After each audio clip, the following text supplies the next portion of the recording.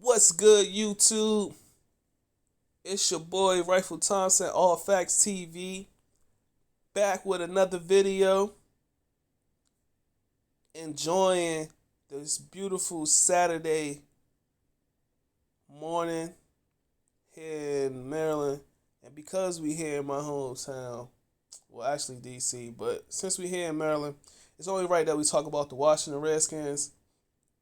And in this video, this is going to be my case on why the Redskins should not draft Tua with the second overall pick. But before we get into that, can you guys do three things? Well, actually, four. First, leave a comment in the section below. Tell me what you think the Redskins should do. Should they draft Tua? Should they draft Chase Young? Should they trade the pick? Whatever you may think, leave that down in the comment section. Number two, hit the like button. Leave a thumbs up. I appreciate it. Thank you. Do that now. And number three, hit the subscribe button. Hit the subscribe button so you can keep following the channel, because over the course of the upcoming months, we're going to do series documenting the Washington Redskins and their moves in the offseason, in the draft, trades they may take place, training camp coverage, all this stuff. We're going to be covering it here on this channel. And if you're a Redskins fan like myself, you want to always stay in tune with the team and what's going on. So hit that subscribe button right now. That's number three. Then number four, because I didn't forget, right? We're going to hit that notification button bell right next to the subscribe button so that we can get the notification push to our mobile devices, to our desktop, to our emails, so we can know what's going on with All Facts TV. So do that right now, guys. I appreciate you for all your support, because I'm gonna keep doing this so I can provide you with the best content around, and that's All Facts. With that being said, let's get into the video. So, why the Redskins shouldn't draft Tua with the number 2 overall pick? The first thing is, I'm of the belief a lot of the times that you should draft the best player available, and you should reorder your roster around the talent that you have, not a scheme, not favoritism, not none of those things, right? So let's talk about the first one, the player. I think the Redskins should pass on Tua because of his injury history. That is the first reason why I believe the Redskins should pass on Tua. Now, understand that up until last year, right, he's never missed a game for Alabama with injuries, which is crazy because he does have a history, a paper trail of injuries. In 2018, in the spring training camp, he breaks his finger. Just a little boo-boo, right? Suffers a knee injury. Probably a little a little tear, slight tear. No biggie. Gets a quad injury. No biggie. Then injures his left ankle. No biggie. Right? In the SEC championship. No biggie. Right? Then he injures his ankle again in the upcoming season against Tennessee.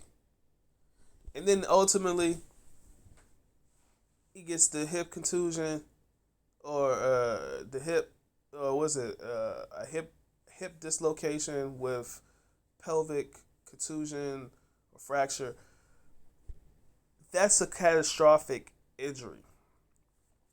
Going back before that injury, you can see that lower body wise, he sustained quite a bit of lingering, nagging injuries, right? injuries of the ankle, of the quad, of the knee shows to me that there might be a bit of a imbalance, might be some structural issues going on, but it also signifies that this guy has an injury history. So with that being said, and we play in the NFC East, the NFC East is physical. It's cold. It's harsh. It's full of hate. Why would you want to put a guy with an injury history dating back to the junior level as the face of your franchise? I don't think that's a good decision. I think we may be seeing, bits of Robert Griffin III if we decide to go this route. So, my number one reason overall is because of Tua's already injury history. It's too much. It's too much for this kid to have to play through on the Washington Redskins, given all the other stuff that we have going on around this organization. The moment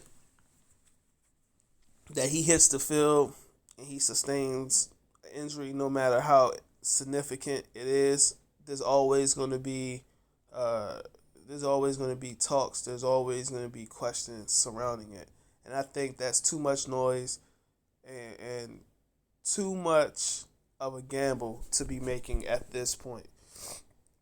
I understand that Ron Rivera is the brand new head coach, and he might want to have his guy at the quarterback position, as most most new head coaches do in their first year.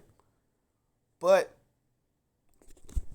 Tua is going to realistically be red-shirted this year. He's going to have to sit this year. So your team is still going to suck. It's still going to suck. As a first-year head coach, you want to come out with a bang. You want to come out aggressive. You want to come out with that new energy that you brought to the organization.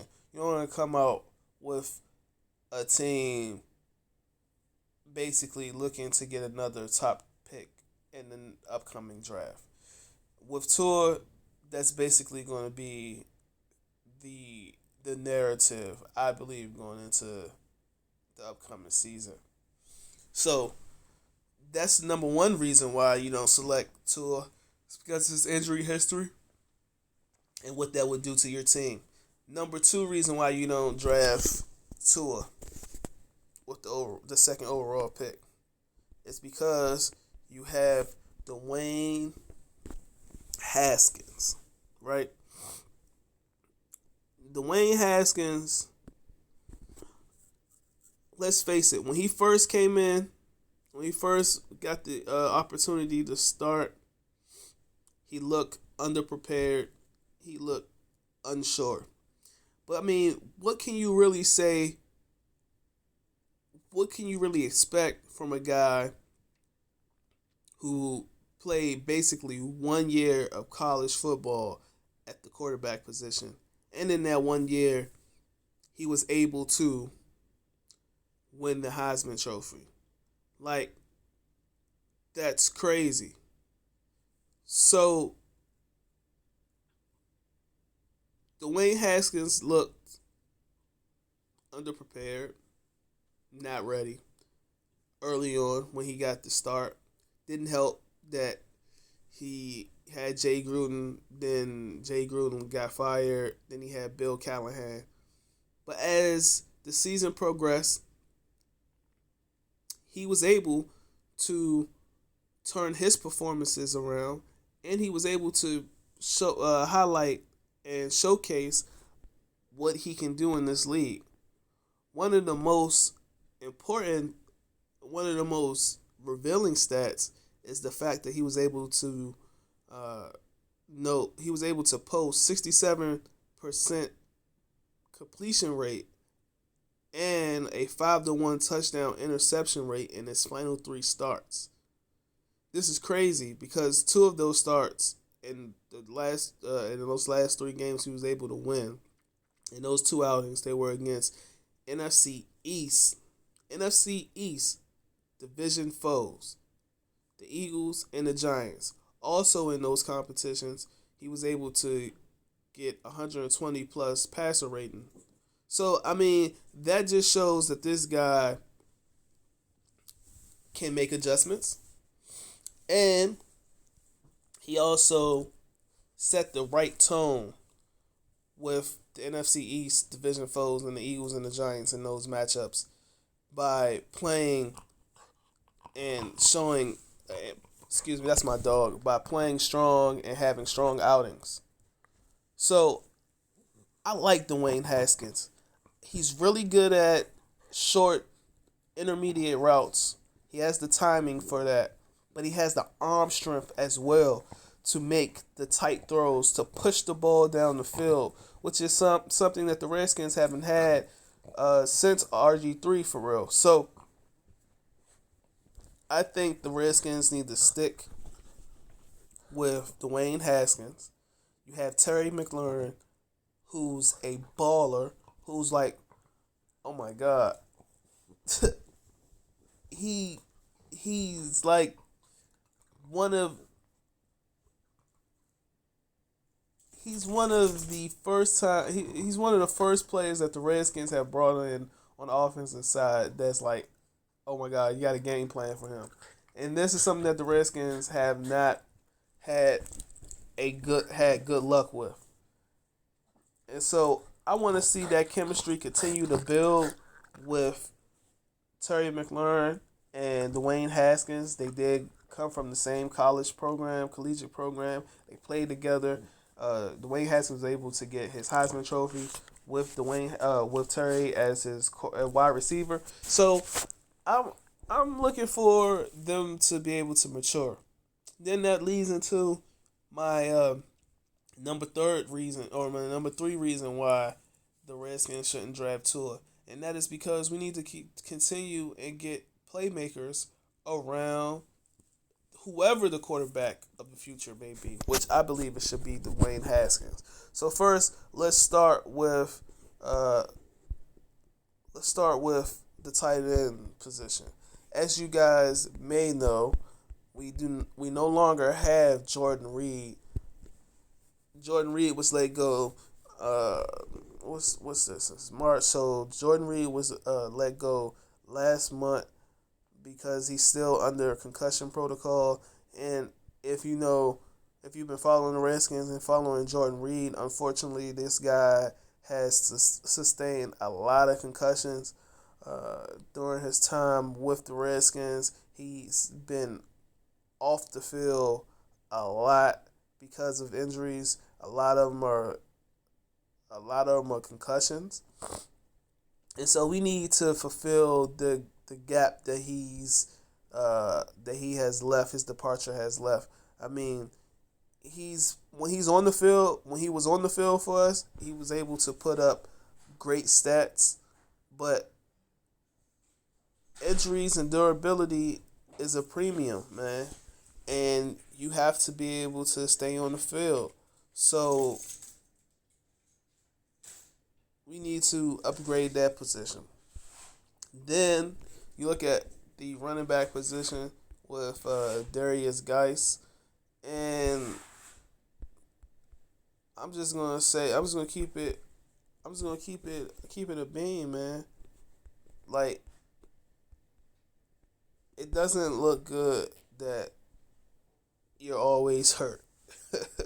So while Darius Geis was able to come in last season, play really aggressive, get good yards, get solid yards, you can't stay on the field, then you can't be dependent on.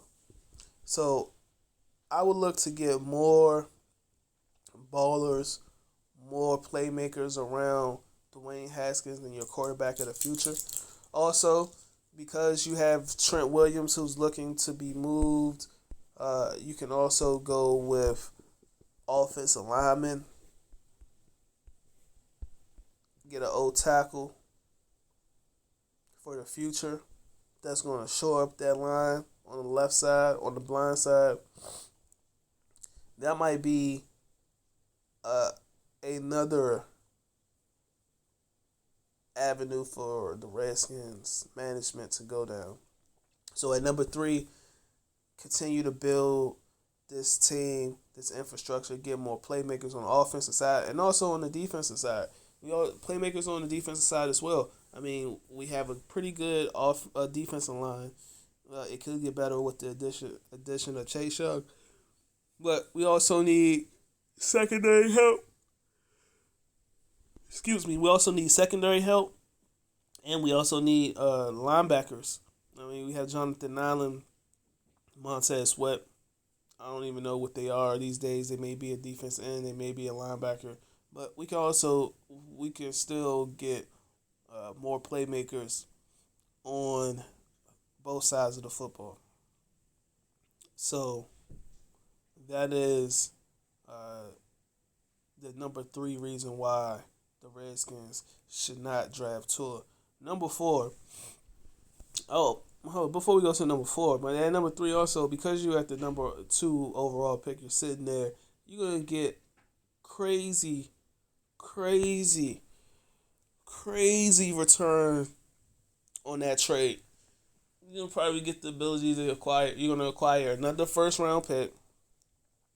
You probably get a second round pick as well, and other picks in subsequent drafts as well. So, I mean, it's a good position to be in if you want to trade back and get more talent and get more prospects in the building. And I think as a first year coach in Ron Rivera, that might be something that when you want to develop and foster a winning culture, that might be the right course of action to take. Getting a lot of new players in the building, a lot of new energy in the building, and be able to mold those guys into who you want and what you see fit for your organization and your team for years to come. That might be a really likely scenario because of everything that's going on. So, number 4 reason why. Chase Young. So, Chase Young, if you saw in my analysis of Chase Young that was posted a couple weeks ago, Chase Young is a freak of nature. I'm not disputing that. He's definitely a freak of nature. When you look at this guy, Chase Young, he doesn't look like your prototypical defensive tackle. Defensive end. He doesn't look like your prototypical defensive end. He may play linebacker, but the guy's built like a safety, or a tight end. Like, the guy is huge, but he's lean. He's fast. He can get off the ball. He can get off the snap really quick. Excuse me. With that being said, when I looked at his game tape, his highlights, his best plays, there was a couple things that stood out to me, and I wasn't that impressed with. And the biggest thing was his physicality. Like, the guy was a freak, right? He's fast, but he wasn't like physical, didn't overpower guys that much. He mainly used his speed and agility to get around offensive linemen and guys at the next level who are also freak athletes with freak measurements, like a long wingspan. You're going to need more than just speed to get around them. And that comes to like hip flexibility and your hands. And those two things, I didn't see him showcase a lot at Ohio State. So, I mean, those are all coachable tweaks, but for me, that was something significant that stood out in his game tape. Didn't use his hands a lot. Wasn't able to use his hands and move the linemen around or to get them to disengage by doing nice chop swipes and stuff like that. He wasn't bending low and getting around. He played really upright, but the guy is definitely a freak of nature. And pairing him with Montez Sweat and also with Jonathan Allen, you're gonna make your defensive line very formidable and very young and very versatile for years to come. He does show the ability to make the reads and play a little bit of pass coverage. He has a knack for getting after the ball. He doesn't like make big hits on quarterbacks like I would like to see, but play he does play for the ball, and he does make a lot of swipes at the ball. So uh, I think that the Redskins should be more inclined to taking Chase Young with the number 2 pick, but um, not but. However, I can see other options being available. That's why I put Chase Young acquisition further down the list on the reason why they shouldn't get Tua, because I think that is actually more likely to occur. Well, actually, no. I'm gonna say Chase Young, then then trading back out of the pick. But I mean, if we were going what would make sense, because you need a lot of holes filled on this roster, I think trading back makes more sense. But Chase Young is one of those generational talent, or at least being drummed up as that. And so if he's there on the board, and you definitely do have a gap or a hole with needing more playmakers on the defensive side of the football as well as the offensive side of football, and the best player in the draft is arguably Chase Young, you got to go there. And my last reason why the Redskins should not draft Tua is because this guy right here is still on the market. Cam, Cam, Cam. Cam Newton is still around. And we got Ron Rivera. So I mean, I don't want the Washington Panthers. I don't want to root for the Washington Panthers. But that's also a possibility. And I know some people are shooting down the idea of Cam Newton to the Redskins, but it's the Washington Redskins. Like, we always make headlines in the off season, so be on the lookout for that as a possibility, especially if the Redskins don't take Tua, especially if the Redskins decide to stick with Haskins, because they may want to get a veteran guy in that could potentially lead the team or at least compete with him, Dwayne Haskins, to see if he's really that guy. But that's all for today's video. Again, I'm not in the camp that the Redskins should select Tua, but let me know what you think in the comment section below. I appreciate you guys for all the support. Keep watching. Remember, subscribe. And this has been All Facts TV. And we out of here. Deuces.